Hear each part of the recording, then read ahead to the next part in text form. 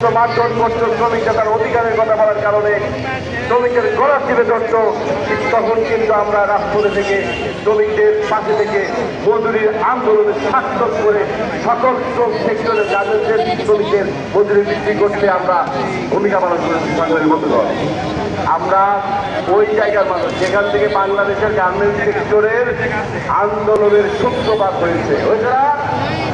আমি কি ভুল বলেছি? কোথা থেকে আন্দোলন, শ্রমিকের অধিকারের জন্য প্রকৃত আন্দোলন শুরু হয়েছে? আশুলিয়া। আশুলিয়া, এটা কি আপনারা জানেন? টেলিভিশনে দেখেন নাই?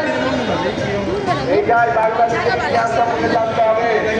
আমরা প্রত্যেকটা আন্দোলন আশুলিয়া থেকে শুরু হয়, মজুরির আন্দোলন, বৃহৎ আন্দোলনে আমরা সাথে থেকে শ্রমিকের পাশে থেকে আন্দোলনের যে স্বার্থ সেই স্বার্থ রক্ষা করছি শ্রমিকের। তো সংগ্রাম, আমি আর কথা বাড়াবো না। আমার শুধু একটাই মেসেজ যে